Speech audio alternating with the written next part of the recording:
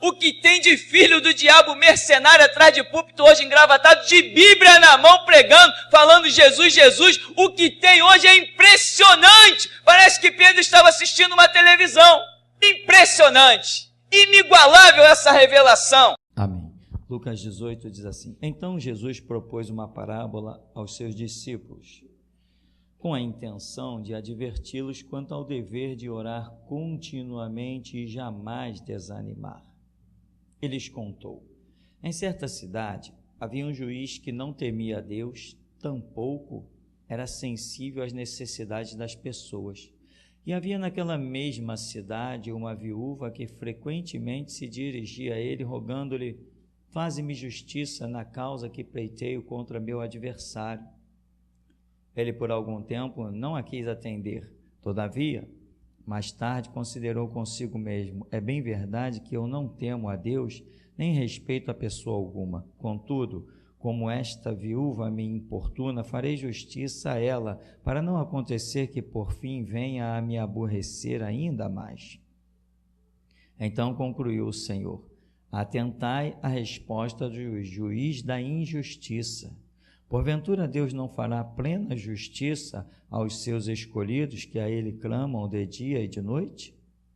Ainda que lhes pareça demorado em atendê-los, eu vos asseguro, Ele vos fará sua justiça e depressa.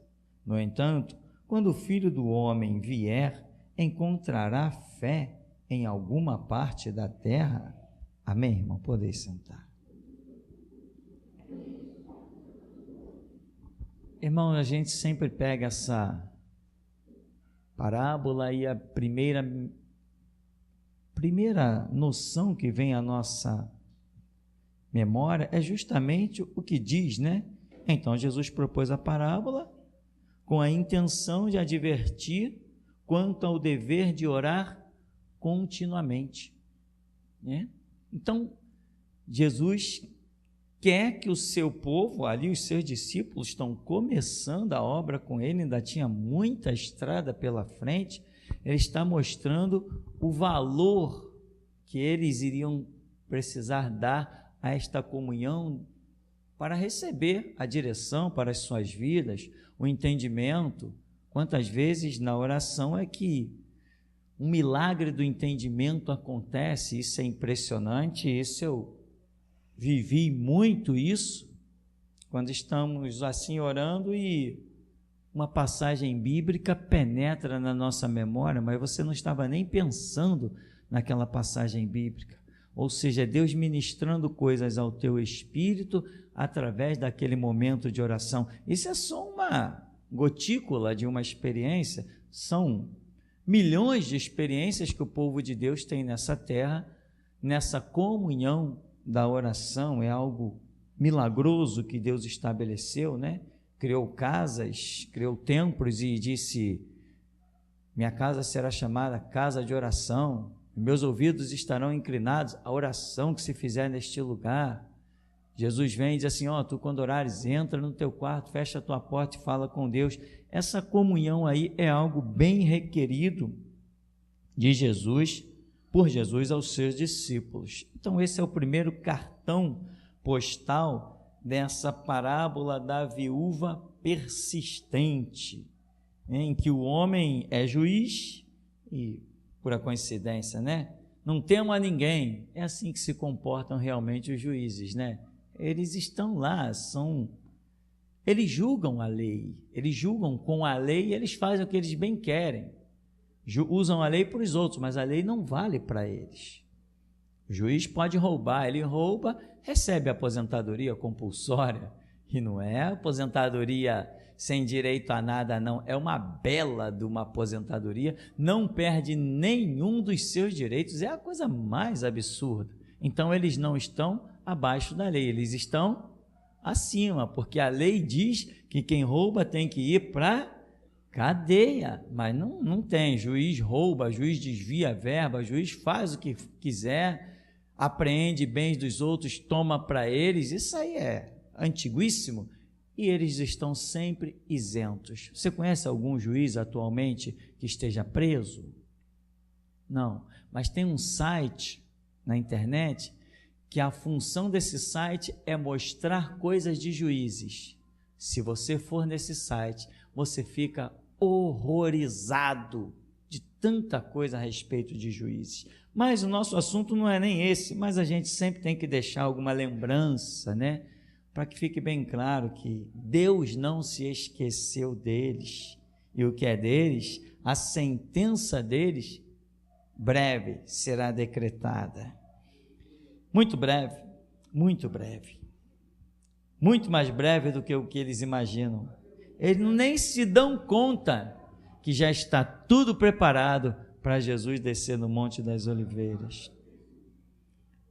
Eles pensam que quando Jesus descer, eles permanecerão acima da lei. Vão permanecer da lei deles, mas não da lei do nosso Senhor e Cristo, que virá com cetro de ferro e vai obrigar todos a se curvarem. Quem não se curvar, morre. Amém? Não é assim que eles fazem? Não é assim que eles fazem? Não é assim que o Estado faz? Quem não se curva, morre. Jesus também, quando Jesus vier implantar o seu milênio, quem não se curva, morre. Ou não é isso que o anjo da justiça está fazendo por aí? Matando. Matando, irmão. Matando. E matando pior do que se tivesse colocando na sepultura. Alguns vão até baixar a sepultura, outros não, outros vão permanecer vivos, respirando, mas sem cabeça. O que é sem cabeça? A sua cabeça é o seu cérebro, é que dirige o seu corpo, os seus negócios, as suas atitudes. Imagina uma pessoa sem condições de pensar em nada. Esse é o castigo de Deus. Muita gente diz, tomara que Deus mate logo. Deus diz, não, vamos com calma. A minha justiça para alguns é a sepultura, para outros é um espinho cravado na carne. E eu prolongo a vida. Ele ia durar 60 anos, não, agora ele vai durar 120. Deus é terrível, irmão. A Escritura diz que horrenda coisa é cair nas mãos do Deus vivo. Por quê? Ele não simplesmente não mata, não. Ele não se sacia na sua justiça em simplesmente matar. A justiça dele é muito mais implacável que a nossa. Então os seus juízes podem esperar que a sentença deles não tarda e nós estaremos juntos para dar a sentença deles. Eles nem imaginam isso, isso para eles é loucura, mas para nós é poder de Deus. Então, eles assim, na cidade tinha um juiz que não temia a Deus, tampouco sensível à necessidade das pessoas. E na mesma cidade tem uma viúva que frequentemente se dirigia a ele rogando-lhe, faze-me justiça. Enfim, Jesus vai mostrar, olha, se essa viúva conseguiu justiça por importunar, né, vamos assim, por bater constantemente na porta desse juiz, quanto mais o vosso Pai Celestial, que vos ama, ele depressa ele vai fazer justiça a vocês, depressa, na visão de Jesus, né? Depressa ele fará, mas ele adverte, vocês acham que é tardio, mas não é tardio, é depressa. Só que a gente quer as coisas num momento que não é o momento de Deus, porque quando Deus quer nos abençoar, Ele espera o melhor momento, para que a bênção seja transbordante, sacudida. É essa a visão de Deus. Às vezes uma bênção fora, entre aspas, fora da hora, não tem a repercussão que Deus quer que tenha. Aí aqui, diz que uma viúva numa cidade, quem seria essa viúva? Será que é Israel? Faz justiça à minha causa. Israel lá até 1948, antes da ONU reconhecer a legitimidade do Estado de Israel, por que Israel não voltou para a sua terra? Por que Israel não empreendeu a sua fé e caminhou? Não, só depois que a ONU pelas leis dos homens, decretou a legitimidade do Estado de Israel em 1948, que eles começaram a voltar para a sua terra. Talvez Israel tenha sido essa viúva. Viúva é o cenário de abandono, necessidade, escassez. Esse é o contexto da palavra viúva nos tempos antigos, né? Então, Israel não bateu na porta de Deus. Ele ficou clamando a homens. A justiça até aconteceu. Os homens decretaram que Israel pudesse voltar para o seu estado. Israel lá se implantou, mas a guerra permanece até hoje. Porque eles conquistaram através de homens. O clamor deles não foi a Deus. O clamor deles foi Se o clamor deles fosse a Deus, eles não estavam nem aí para decretos de ONU nem nada, eles tinham metido o pé. E da mesma maneira que mesmo depois do decreto da ONU se via aviões não tripulados pelejando na guerra por Israel, pilotos dando relatos assustados porque viram seres imensos guerreando por Israel, sem saber de onde surgia. Ora, e eles nem clamaram a Deus. É porque Deus tinha uma promessa a Abraão, Isaque e Jacó. Agora imagina se eles tivessem clamado a Deus. Teriam dominado todo o território que Deus tinha de promessa mencionado desde os tempos antigos. Mas essa viúva está lá, batendo. Mas a esperança dela está onde? No juiz.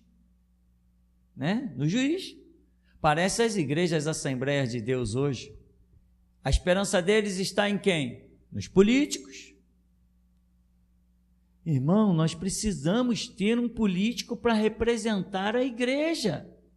Senão, a quem nós vamos recorrer? Você não tem ideia de quantas vezes eu ouvi isso. Eu digo assim, irmão, Pedro, Paulo, Tiago e João nunca tiveram políticos a quem recorrer. E, no entanto, terminaram as suas vidas declarando: combati o bom combate, completei a carreira e guardei a fé. Eu sempre uso o que eu disse uma vez numa mensagem: quem era o poder político que favoreceu Israel para que eles saíssem do Egito? Todo o poder político estava contra eles, mas o poder de Deus estava a favor deles. E o resultado? Eles saíram, despojando exércitos imensos. O exército mais poderoso da terra, que era o exército do Egito, Deus despojou, acabou com eles, sem que os israelitas levantassem um pedaço de pau. A igreja não precisa de políticos, a igreja não precisa de juiz. A Escritura diz que o Senhor é o nosso juiz, Ele é o nosso legislador, Ele é o nosso rei, Ele é o nosso salvador. E João diz que Jesus Cristo é o nosso advogado. Nossa lei está completa, irmão. E com aqueles que não perdem causa alguma. É assim, é exatamente assim. Quando estivemos presos lá na Polinter, daqui a pouco vem a ordem para a soltura. E Deus mostrou algo tão tremendo. Mostrou que o que Ele usou, Deus poderia usar o que Ele bem quisesse, irmão. Poderia derreter as grades. Poderia matar todo mundo na minha frente. Poderia fazer o que Ele bem quisesse, mas Ele usa os seus caminhos, e nos seus caminhos sempre tem grandes lições. Quando há soltura, um habeas corpus aqui, quem botou o habeas corpus? Um camarada que tinha 4ª série, não era advogado, tinha 4ª série primária. O homem tinha a 4ª série primária, fez um habeas corpus, tinha habeas corpus de advogado lá, não foi aceito, e o do homem com 4ª série foi aceito. Deus tem seus caminhos. Deus não precisa de ninguém, não. Ele tem sempre quem Ele precise. Você pensa que muitas vezes você já passou em lugares para pedir informação e você está pensando que você falou com uma pessoa? Você falou já com anjos, meu irmão. A maioria aqui dentro já falou com anjos sem saber. Nem tenha dúvida nisso, eu aposto a minha vida. Eu já falei com anjos no meio da rua. Falar com uma pessoa e sentir algo tão bom, de você não querer sair de perto daquela pessoa. Não, aí tem. Recebe a informação, vai andando, e aquilo, a vontade de voltar para perto da pessoa. Não tenha dúvida, os anjos estão aí, a respeito dos que hão de herdar a vida eterna. E, meu irmão, Deus é soberano, tremendo, transcendental, faz tudo o que lhe apraz. Aí, a mulher clamou, bateu, e o juiz disse assim, então vou julgar a causa dessa mulher aí, para depois ela não vir mais me encher as medidas aqui de novo, então está resolvido, tal, decretei. Aí Jesus diz assim, está vendo aí? O cara é ímpio, mas alguém clamou a ele, clamou insistentemente a ele, ele acabou atendendo. Aí Jesus vai dizer assim, no verso 6, então concluiu, atentai à resposta do juiz da injustiça. Verso 7, porventura Deus não fará plena justiça aos seus escolhidos? Você é escolhido, irmão? Deus não fará plena justiça aos seus escolhidos que a Ele clamam. Seus escolhidos que estão jogando videogame, estão de braços cruzados, estão vendo a vida passar diante de si. Irmão, presta atenção numa coisa que eu vou te dizer. Quando você se levanta e clama e invade as regiões celestes, você muda o curso de histórias, tanto da sua vida quanto da vida de outros. Hoje, só porque nós começamos a orar aqui, a África já foi abalada. Nem tenha dúvida, o mundo está tomando um novo curso, um novo impacto, desde que Geração Jesus Cristo surgiu. O mundo está tomando um novo impacto. Antes todo mundo conversava, falava, agora quando se ouve uma mensagem da Geração Jesus Cristo, todo mundo sai de banda.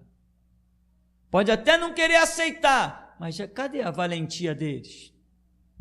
Cadê a ousadia deles? De criticar, de discriminar, cadê? Eu já falei isso há algum tempo atrás, Geração Jesus Cristo, é que daremos o curso espiritual do planeta, com todas as letras e com todas as ousadias. O diabo só não vai aniquilar se ele determinar. Às vezes o diabo põe na cabeça, vou acabar com aquela família. Se o diabo investir contra alguma das famílias da terra, ele vai ser bem sucedido, exceto se algum de nós chegar lá e disser assim, rua. É conosco que Deus conta hoje, meu irmão. Ninguém tem mais autoridade contra o diabo, não. As igrejas por aí já não estão nem mais falando do nome do diabo. Não, irmão, porque diabo é um nome que assusta.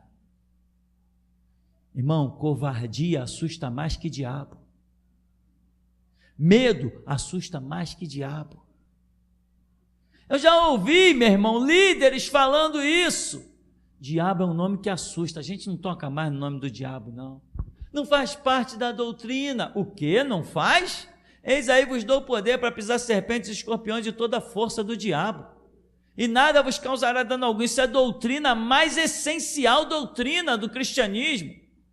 Você entender que Deus te deu tanto poder, que pode sair todos os demônios que estão intocados, pode descer os que estão na região celeste. Eu vou pisar na cabeça de um por um. Isso é doutrina pura, essencial. Isso é a força da alma, do espírito, do entendimento. Isso é muita glória. Muita. Aí diz, porventura Deus não fará justiça aos seus escolhidos que a Ele clamam. né? A Escritura diz que aquele que se aproxima de Deus é necessário crer que Ele existe e que é recompensador dos que o buscam. Só nessas condições que vai clamar. Você quer entendimento? Você quer sabedoria? A Escritura diz: clama a mim e responder-te-ei, e anunciar-te-ei coisas grandes e firmes que tu não sabes. Irmão, você tem que buscar, tem que estar nos pés do Senhor, tem que estar ali, tem que clamar, tem que entender. Muita gente entende errado às vezes as coisas que eu falo. Meu irmão, não compara a mim com você não. Eu sou um líder, você não. Quem não é líder tem que ser liderado. E às vezes as pessoas, uma vez uma pessoa até comentou, né? Que isso, pastor, dizer que não precisa orar? Meu irmão, não compare a minha vida com a sua. Eu sou seu mestre, eu estou te ensinando. Faz o que eu mando, não faz o que eu faço, porque o meu nível é outro. Meu nível é outro. Há muito tempo as pessoas, pastor, eu pregava nas igrejas, aí os pastores presidentes diziam assim: pastor, aí dá para ver que o pastor é um homem de muito jejum, né não? Eu dizia assim: pastor, nem pensar, meu negócio é um belo de um café da manhã. Que jejum? É mesmo? Não, mas o irmão, não jejuo. Que jejuar o quê? Amém? E nem tinha o conhecimento que tenho hoje, que jejum não faz parte da doutrina do Evangelho, nem tinha esse conhecimento, não tinha conhecimento de tudo isso de Escritura, essas versões bíblicas, os originais e tal, não tinha isso. Eu dizendo: não, a minha alma diz que não é um estômago vazio que fortifica ninguém contra o diabo. Fé não é ficar de barriga vazia. Ora, a fé vem por ouvir, e ouvir a palavra de Deus. O que adianta estômago vazio e cabeça também vazia? Tem que se alimentar da palavra. Aí Jesus diz assim: Ele fará justiça, mas fará justiça aos que clamam. Se não tem clamor, não tem resposta, não tem entendimento, não tem nada, irmão. Uma vez eu estava clamando, estava orando, e eu senti uma coisa sobre a minha cabeça. Eu disse: Senhor, me dá inteligência, me dá capacidade de compreender a Escritura. Por 2 vezes na minha vida eu fiz essa oração, uma dentro da igreja e outra no quintal da minha casa. Mas eu senti algo, e naquele momento começou a se processar coisas na minha mente. Eu comecei a analisar algumas coisas assim. Eu falei: ué, que isso?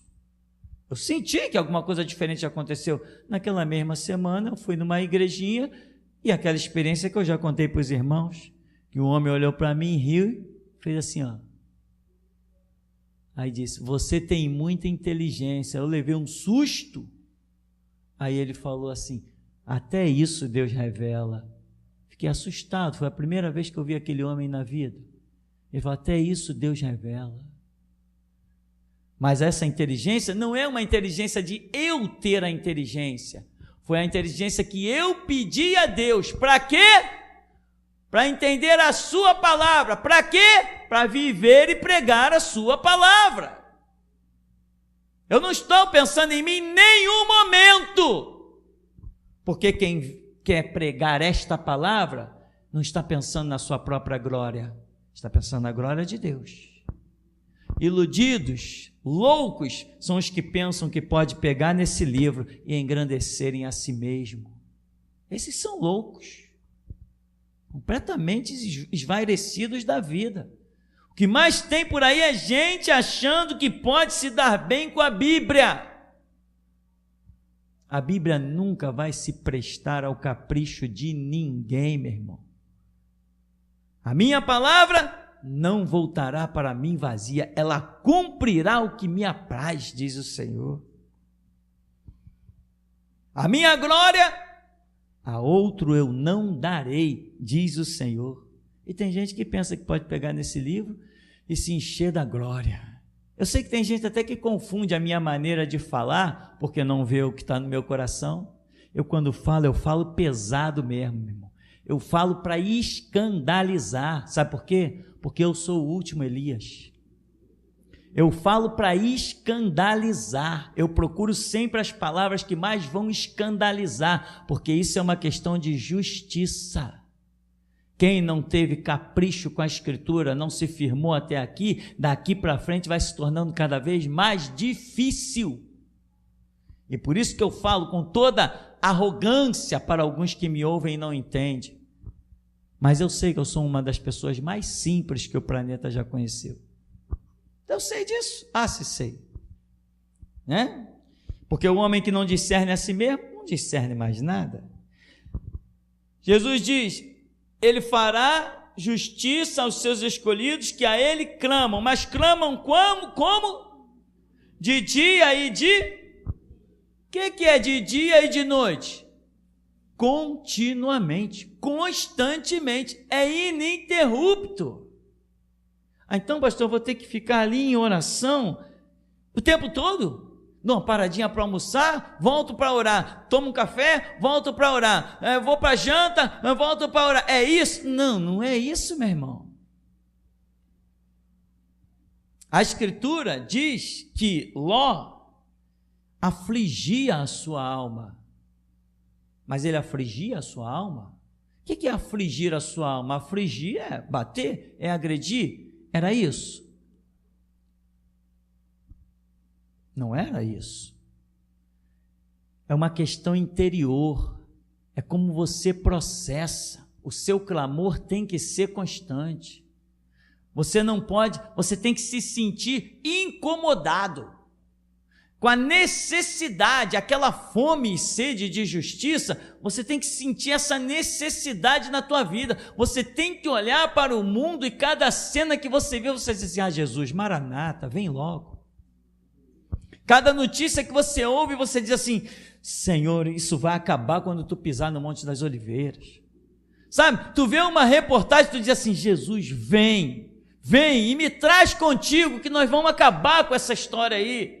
Sabe, irmão, é esse um clamor de dia e de noite, não é simplesmente dobrar o joelho, não, porque tem pessoas que dobram o seu joelho, mas sua oraçãozinha é muito inútil.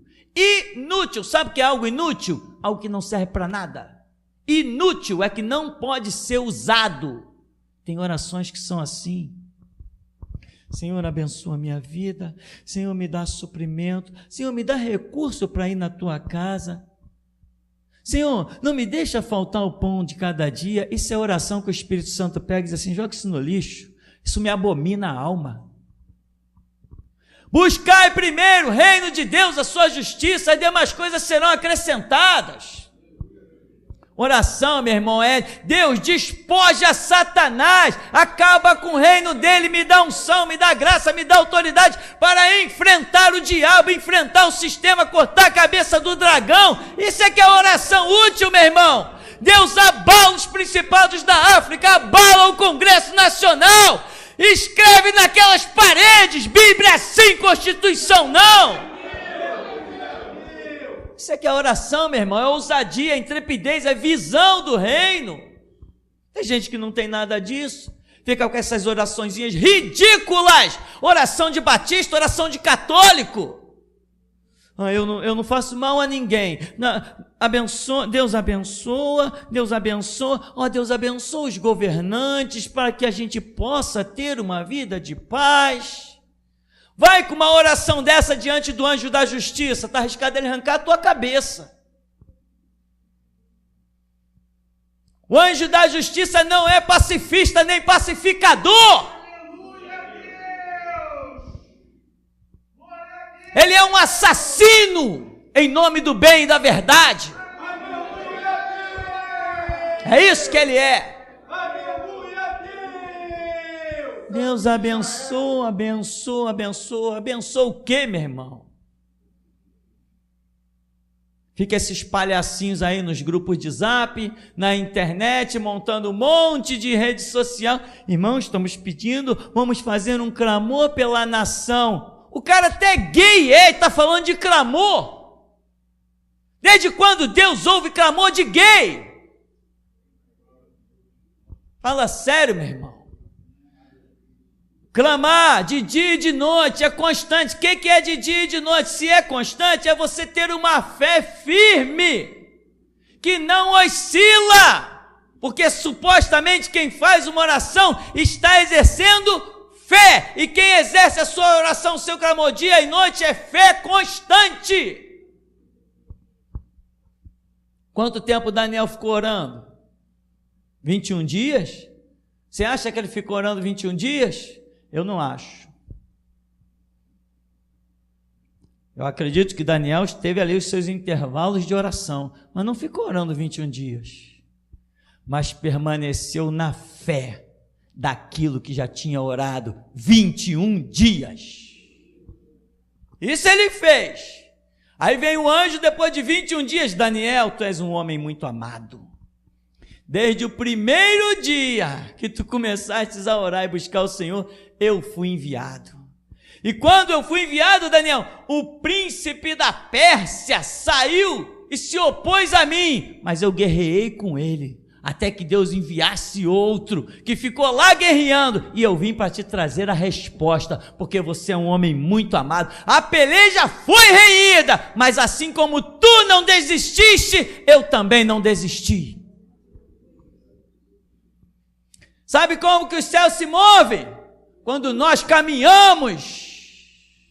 Sabe como que o céu se abre? Quando nós batemos.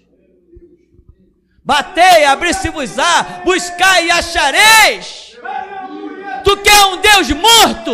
Ou tu quer um Deus vivo? Se tu quer um Deus vivo, ressuscita-te dentre os mortos. Sabe o que Deus pode fazer sobre essa terra? Aquilo que você fizer. Aquilo que no seu espírito você fizer. No meu espírito eu mato todos os mercenários dessa nação. Então Deus vai lá e mata. Na minha alma eu crucifico de cabeça para baixo esses mercenários. Não como glória, mas como indignidade. É isso que eu faço na minha alma. É esse o meu clamor. E ele é constante. O meu clamor é tão constante que às vezes eu paro no canto, encosto na parede, eu paro num canto, eu dobro os meus joelhos, eu boto a cabeça entre os meus joelhos e digo: Deus tem misericórdia de mim, a minha fome e sede de justiça vai me matar. Mesmo quando eu não estou orando, meu irmão, o meu clamor está chegando ao céu. Isso é de tal maneira que uma vez eu cheguei numa igreja e um profeta falou: olha só o que eu vou te contar hoje. O meu clamor é tanto que um dia eu cheguei numa igreja e um profeta falou assim: tem um homem aqui dentro que fez uma oração. E ele orou isso, isso e isso. Eu falei: caramba, que coisa tremenda. Não fui eu que fiz essa oração. E aquele profeta: levanta a mão quem fez essa oração. Ninguém na igreja levantou a mão. Ele: levanta a mão quem fez essa oração. Ninguém levantou a mão. E de repente o profeta diz assim: ah, mas é claro que ninguém pode levantar a mão. Deus está me revelando que essa pessoa não fez essa oração. É o espírito dela que clama. Eu falei: meu Deus, que coisa tremenda. E ele virou para mim e falou assim: é você aí, ó. Você não estava orando, mas o teu espírito dormindo clamou por isso a Deus. Isso é mover as regiões celestes. Agora me diz que todo mundo entende isso. Quer dizer, pastor, então que mesmo quando eu estou de boca fechada, meu espírito está clamando? Depende. Qual a tua fome e sede de justiça? Depende. O que se anseia? A que ponto você anseia as coisas de Deus? Então eu posso ficar sem orar? Olha, tá vendo? Comodismo não dá certo. Fraqueza não dá certo. Até que teu espírito clame, teu joelho já tem que ter calo. Não confunda, não pode confundir. Aí, de dia e de noite, ainda que lhes pareça o quê? Demorado em atendê-los. né? Às vezes Jesus lembrando, já falando do que os discípulos iam passar, né? Iam ficar presos meses. Paulo ficou preso anos. Não sei quanto tempo Pedro ficou preso, mas Paulo, pelo menos um relato, diz que Lucas escreve dizendo que ele ficou preso 2 anos numa prisão domiciliar, diz na sua própria casa, mas não dá a entender que foi apenas 2 anos. 2 anos até o momento que Lucas escreve a respeito de Paulo. Então, quer dizer, pode ser que as coisas pareçam que estão sendo demoradas. Tivemos um caso aí de um chinês que se converteu, ficou preso acho que 20 anos, não recordo agora, 20 anos um homem preso. Pode parecer que, poxa, 20 anos, Deus esqueceu de mim? Te digo uma coisa, Ele nunca se esquece, nunca. Mas 20 anos é muito tempo. Poxa, 20 anos da minha vida dentro de uma cadeia, Deus está muito demorado em atender. Está nada, meu irmão. Ele espera sempre a plenitude dos tempos. Muitas pessoas que foram livres e viveram sua vida com 80 anos, não realizaram obras que outros em 5 anos conseguiram realizar, porque não depende do tempo, depende da entrega. Não é com o tempo que Deus realiza obras, é com a entrega. Quanto tempo foi o ministério de João Batista? Isaías, que teve um ministério de cerca de 30 anos ou mais, Isaías não ouviu dos nascidos de mulher, ninguém é maior que Isaías. Jeremias não ouviu dos nascidos de mulher, ninguém é maior que Jeremias. Moisés não ouviu dos nascidos de mulher, ninguém é maior que Moisés. Josué não ouviu dos nascidos de mulher, ninguém é maior que Josué. Ezequiel não ouviu dos nascidos de mulher, ninguém é maior que Ezequiel. Estou falando de homens que tiveram ministério de 20 a 30, 40 anos, mas um homem que teve uns anozinhos de nada, João Batista, Jesus diz, dos nascidos de mulher, ninguém foi maior do que ele. Como? Um homem com ministério de 4, 5 anos? Não depende do tempo, depende da entrega. Entrega tudo, larga tudo hoje no altar. Depende da entrega, depende do foco da sua visão. É disso que depende, irmão. Aí diz, olha, ainda que lhes pareça demorado em atendê-lo, irmão, não é demorado. Verso 8, eu vos asseguro, ele vos fará sua justiça e depressa. No entanto, quando o Filho do Homem vier, encontrará fé em alguma parte da terra? Jesus está falando de algo muito tremendo, do clamor, da oração. E qual é o contexto? Fala mais alto. O contexto é justiça. Ele está falando. Aí ele vai e cita a sua vinda. Quando ele fala do contexto de justiça, ele cita a sua vinda e ele diz, eu vou achar fé quando eu voltar. Estamos vivendo o tempo da apostasia, é o tempo de negar a fé.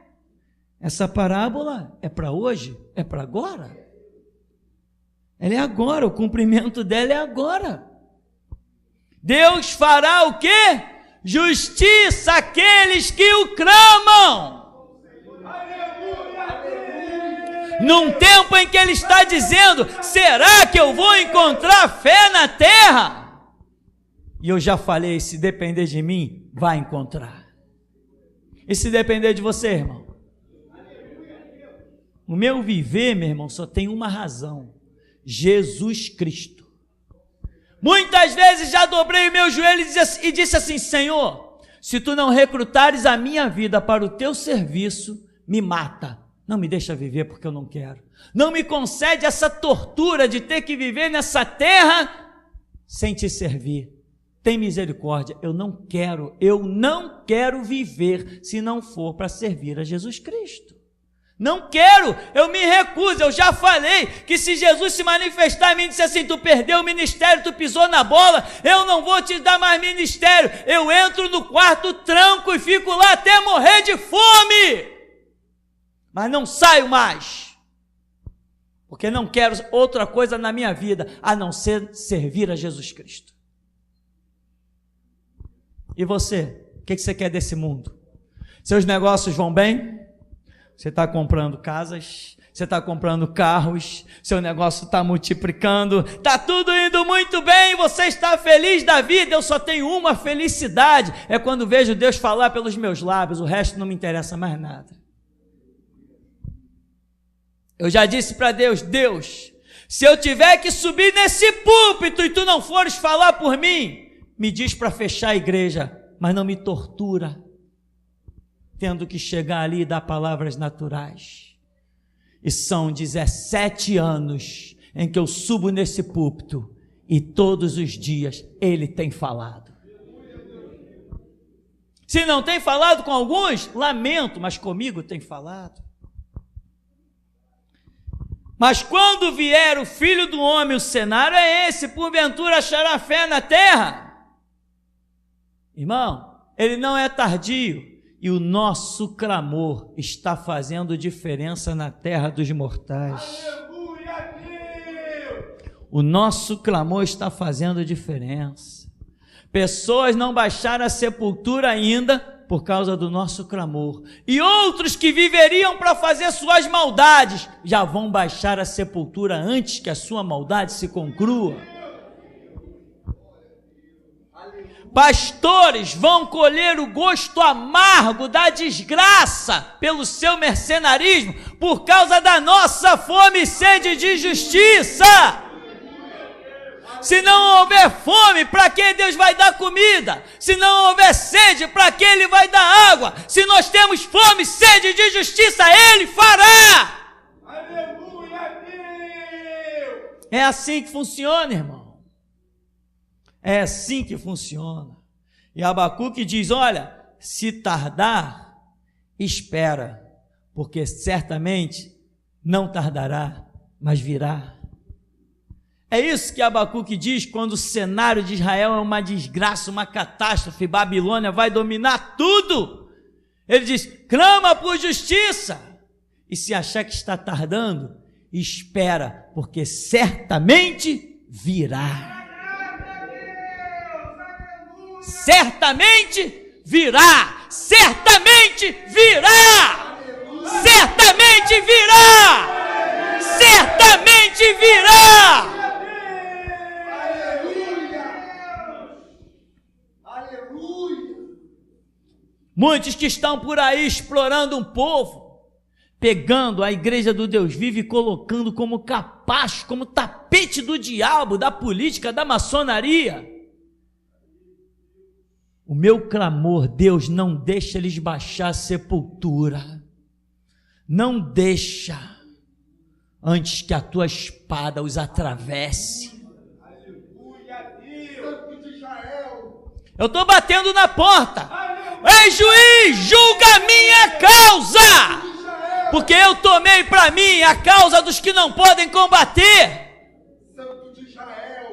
Porque ninguém no planeta é tão forte quanto eu e você. Eles não podem guerrear os fracos. Nós precisamos tomar a causa deles. Deus me chamou para comprar barulho, meu irmão. Não chamou para viver a minha vida, chamou para viver a vida dele. E se ele diz, bem-aventurado que tem fome e sede de justiça, imagine você a fome e sede de justiça que ele tem. O anjo da justiça foi ele que criou. Quando Deus, antes da criação do mundo, ordenou que hajam os exércitos celestiais, ele, depois de tudo, ele disse, agora eu quero um anjo especial, um anjo cheio de espada, um anjo cheio de fúria, um anjo cheio de fome e sede de justiça, que haja o anjo da justiça. Ele não criou esse anjo para ficar lá de braços cruzados. Ele não criou esse anjo à toa para ficar diante do seu altar. Ele não criou esse anjo para ficar passeando no céu. Ele criou esse anjo porque ele sabia que um dia alguém ia clamar e ele ia enviar esse anjo na terra.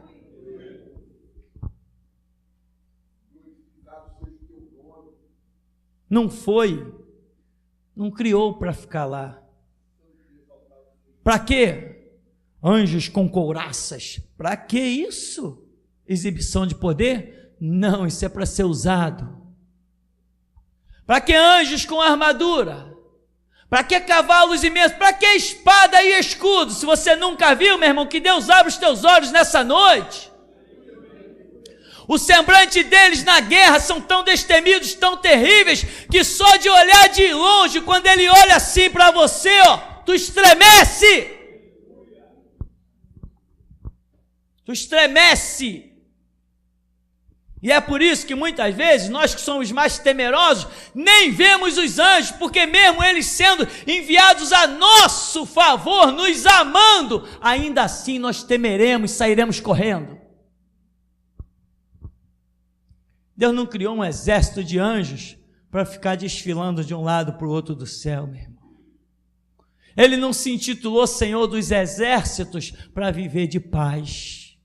Quem vai viver de paz não precisa ter título de Jeová Savaote, o Senhor dos Exércitos. Você concorda comigo? Jeová Mikadisquim, o Senhor que é nossa justiça, Tissidikenu, para quê? Se ele não vai fazer justiça, ele fará. Mas quando vier o Filho do Homem, porventura achará fé na terra? Jesus está prestes a vir, meu irmão, e ele vai achar fé na terra, porque ele vai achar um povo chamado Geração Jesus Cristo, ainda que seja o grito da meia-noite, mas esse título, Geração Jesus Cristo, não sai mais da terra até o arrebatamento da igreja. E tem mais, na grande tribulação, esse nome ainda será muito lembrado. E até aqui nos tem ajudado, Senhor. Assim que começou o primeiro louvor, eu vi um homem com uma planadeira. E essa planadeira ia e tirava retava uma madeira. E esse homem ia trabalhando com essa planadeira de carpinteiro. E quando eu olhei, essa madeira fazia parte de uma cruz. E esse homem ia arretando essa cruz. Então o Senhor me disse: eu estou preparando as cruzes. Eu vos preparo cruz. Amém. Ainda na parte dos louvores, eu vi como de uma mesa grande, bem grande a mesa de comprimento, e vários anjos chegaram na frente dessa mesa e eles derrubavam papéis, vários papéis. Cada anjo tinha um papel com coisas escritas. E isso vinha irmãos e assinavam embaixo desse papel. Vários anjos e vários irmãos, cada um num lado dessa mesa, e assinando vários papéis, né? Um papel para cada irmão, e assim ia numa fila, um atrás do outro, e assinando. Então eu vi um livro grande, de 2 partes, muito grande. E nesse livro eu vi o pastor, e o pastor foi também e assinou embaixo desse livro. E o Senhor me disse: eu vos mostrei o meu contrato, e vós fizesse pacto comigo essa noite. Amém. Eu via muitas cruzes, e em algumas delas já tinha irmãos pregado nessas cruzes, e outras estavam vazias. Amém. Eu via o mundo todo em chamas, um fogo terrível, um fogo de enxofre e fumaça, como que os olhos não podiam ver um palmo adiante. E o templo tinha como que uma redoma de vidro, e esse fogo não conseguia passar aquela redoma, e só o templo ficava protegido. Amém. Assim que o pastor começou a orar, eu vi como que uma cachoeira de água límpida, muito límpida, muito límpida. E essa água corria, e ela vinha num córrego que se virava e se ficava em 4 córregos. Então, de 4 cantos vinham essa água muito límpida. E o Senhor me falou: estas águas límpidas são o teu ministério, Elias. Assim que eu vejo o teu ministério, e nisso caíram 4 espadas brancas do céu em cada saída dessas águas. 4 espadas brancas. E em cima de cada uma dessas espadas caíram anjos, 4 anjos, e ficaram em cima de 4 espadas. E o Senhor me disse: tu alcançarás os 4 cantos do mundo com a minha palavra. Amém. Quando o pastor orou pela África, eu vi quando como que se um relâmpago, um clarão, saiu do céu e entrou dentro de uma casa assim, e eu vi um irmão sentado na frente do computador e outros irmãos juntos. E esse relâmpago entrou e invadiu aquele lugar. Mas ele pegou em primazia um irmão que estava na frente desse computador sentado. E esse relâmpago entrou na África, onde os irmãos ouvem o culto. Amém. Eu vi uma grande águia, e ela vinha trazendo algo nas suas garras. Quando eu olhei, parecia que era um globo preto. De repente, essa parte preta caiu, era um pano. E quando caiu esse pano do que ela vinha trazendo nas suas águias, na sua garra, perdão, quando caiu esse pano, eu vi uma gaiola, e nessa gaiola ela estava repleta de juízes, de delegados, de advogados, de promotores, todos os magistrados presos nessa gaiola que essa grande águia estava carregando. Amém. Eu vi uma espada caindo e depois outra caindo, e eu vi várias, e o pastor passou no meio dessas 2 espadas. Então eu vi, o pastor voltou e várias espadas ficaram apontadas para o pastor, mas nenhuma encostava no senhor pastor. E essas espadas eram espadas sem brilho, espadas foscas, aparentemente pareciam até facões, com cabos de pau, sem nenhuma formosura, e elas rodearam o Senhor, pastor, e duas tentaram trancar o Senhor, mas o pastor passou pelo meio delas e mostrou que podia passar por ali, e voltou. E essas que estavam rodeando, tinha uma na frente, que o pastor até bateu a mão assim nela para mostrar como ela não causava ameaça ao Senhor. E assim diz o Senhor, essas espadas são as espadas do sistema, mas nenhuma te ferirá. Amém. Quanto aos contratos que foram assinados, assim diz o Senhor, vocês assinaram, a decisão foi de vocês que assinaram o meu contrato, e o que ali está escrito, vocês o sabem, pois eu venho falando dia após dia.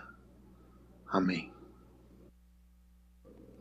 Quando o pastor falou que o nível do Senhor era muito superior ao de todos os outros da igreja, a terra levantou o Senhor do chão e o Senhor subiu muito alto e continuou pregando lá do alto, onde ninguém podia alcançar o Senhor, mas todos continuavam ouvindo. Amém. Pastor, na hora que o Senhor falou da oração que foi feita, e que não foi o Senhor que fez, mas o Espírito do Senhor que clamou, um anjo desceu do céu. Esse anjo era um anjo diferente, eu nunca vi um anjo como esse. As asas dele eram muito bonitas, o cabelo dele era amarelo cacheado, e ele era um anjo de gentil aspecto. Ele não era um anjo, ele era um anjo mais gentil assim. E o Senhor me disse que esse anjo é um anjo muito importante. E esse anjo desceu e veio pelo teto da igreja. E ele veio muito rápido, ele não tinha tempo de descer, ele estava com pressa. E ele entregou uma espada de prata para o Senhor. E o Senhor pegou ela pela lâmina, não pelo cabo, mas pela lâmina, e o anjo já subiu. E o Senhor embainhou essa espada no seu lado direito. E o Espírito de Deus me disse: essa espada é por aquilo que o teu espírito clama, e na hora certa eu te mostrarei como tu irás usá-la. Amém. Quando o pastor começou a orar, a primeira oração, o céu se abriu. E quando o pastor orou pelo Congresso americano, eu vi o anjo da justiça cortar a cabeça daquele monumento que tem sentado na frente lá dos Estados Unidos, lá em Washington, D.C., aquela estátua de Lincoln. Ele cortou a cabeça da estátua e o braço direito dessa estátua. Amém. Eu vi no começo, antes do pastor começar a orar por justiça, quando o pastor ainda estava nos comentários, eu vi o anjo da justiça cortando muitas cabeças, enfiando espada em muitas pessoas, assim. Ele ia de um lado para o outro, assim, e ia cortando, e ele está trabalhando. Ele está trabalhando. Eu vi também quando um irmão glorificou, levantou a mão para glorificar, como que um prego gigante desceu do céu, um prego maior do que o próprio irmão, um pouquinho maior do que o tamanho dele. E esse prego veio e acertou a mão desse irmão e trancou a mão dele no chão. A mão que ele estava glorificando, trancou a mão dele no chão e ele ficou como que se gritando assim de dor. Amém. Eu vi agora, no final, no último louvor, um grande anjo desceu na frente do púlpito, virado para o púlpito, e ele ficou na frente do púlpito, e esse anjo tinha 4 asas. Amém. Naquela visão das águas, quando eu falei, tu alcançarás os 4 cantos do mundo com a minha palavra, é o Senhor, pastor. Deus falou, tu, Elias, alcançarás os 4 cantos do mundo com a minha palavra. Amém.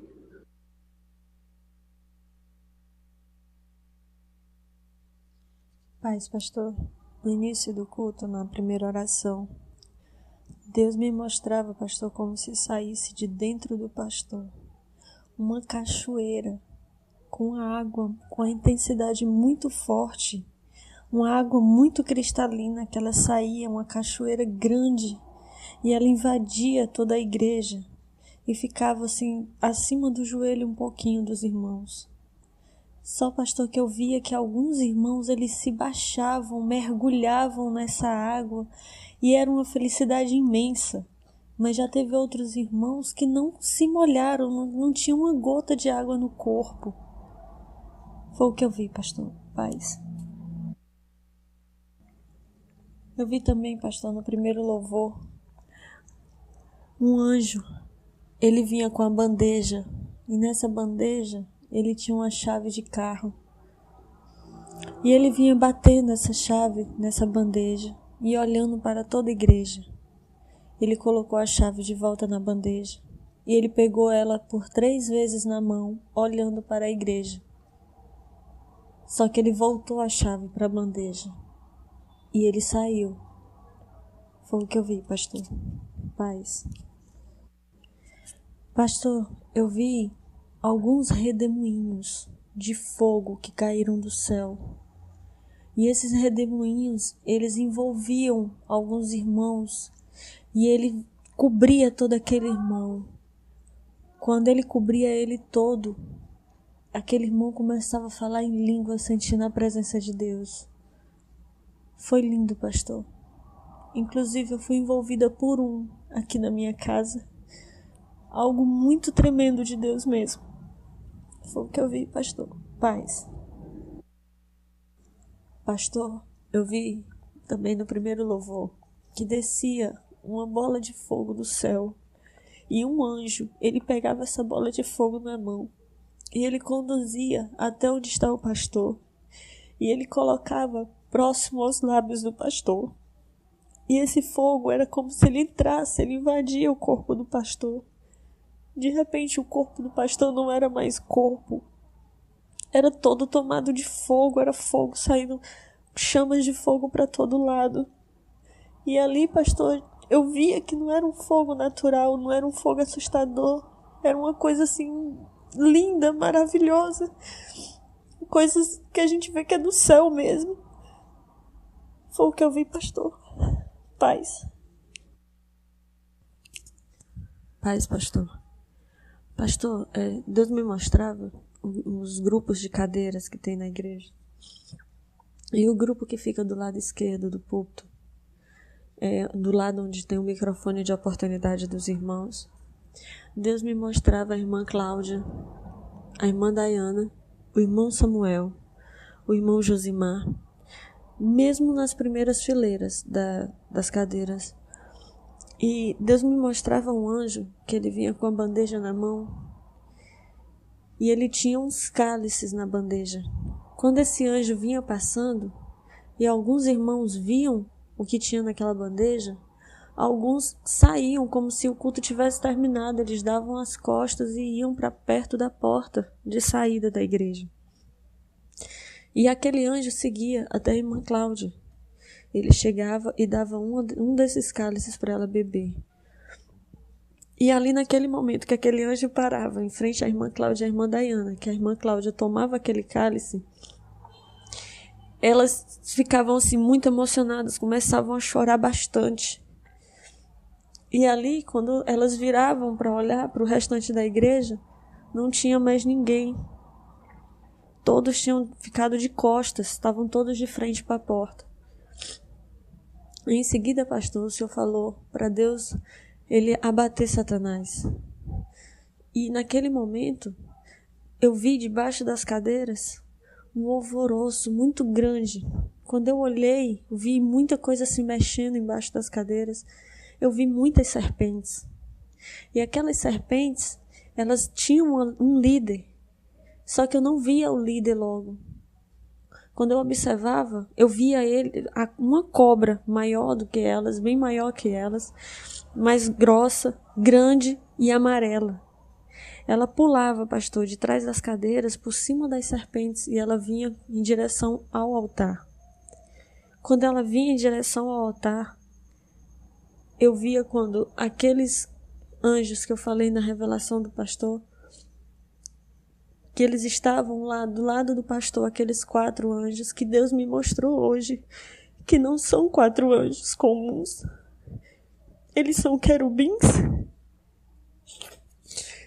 Pastor, um deles, que estava do seu lado direito, ele se posicionou à sua frente. E ele abriu as suas asas. Quando ele abriu as suas asas, ele olhou para aquela cobra.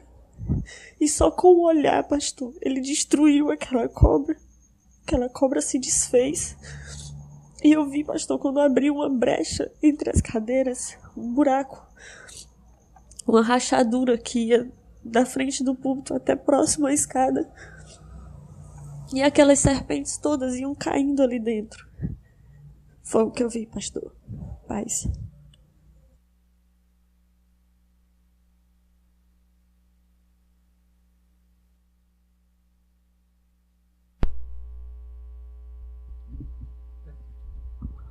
Aqui. Rapaz, eu vi desde a primeira oração e até agora, uma chama, era um fogo que invadia toda a congregação. Uma chama como se fosse onda, ela cobria a igreja de um lado para o outro, ela ficava jogando. E de repente, no meio dessa chama, um anjo, ele voou, surgiu e voou, e as chamas saíam, um fogo muito vivo, muito bonito, ele jogava em cima da igreja, incendiando toda a igreja, e um anjo que partiu, ele ficava ali, bem ali, aonde está ali o ferro ali, aqui nessa direção aqui do corredor. Só que Deus me dava o entendimento que essa chama vinha de acordo com esse anjo. Ele tinha 3 metros de altura, as asas de fogo, peito de fogo, a face dele era fogo puro. E quando um fogo imenso saía de dentro da congregação e arrasava as nações, arrasava, era um fogo tremendo, ele saía como um rolo compressor e dissipava dentre as nações afora e arrasando as nações, fazendo um caos nas nações, saía esse fogo. E esse fogo vinha através desses anjos. E logo após, no último louvor, Deus me mostrava muitas armaduras. Armaduras de prata, armaduras de ouro, espada, coraça, cinturão, botas, capacete de prata, de ouro. Tudo caindo sobre a igreja, à disposição da igreja. Estava tudo à disposição da igreja. Muitos capacetes, muitas espadas, muitos braceletes, bota, tudo à disposição da igreja. Assim me mostrou o Senhor. E na África, no momento que o Senhor orava, pastor, um anjo, ele voou na região da África e tinha um demônio sombrio, escroto. O demônio não tinha forma, ele era todo espalhafatoso, todo estranho e muito grande, um gigante, um demônio muito estranho. E o anjo cravava da cabeça até os pés e dissipava aquele demônio que estava próximo à região onde os irmãos se encontram lá ouvindo o culto, estava próximo ali da casa dos irmãos. Amém?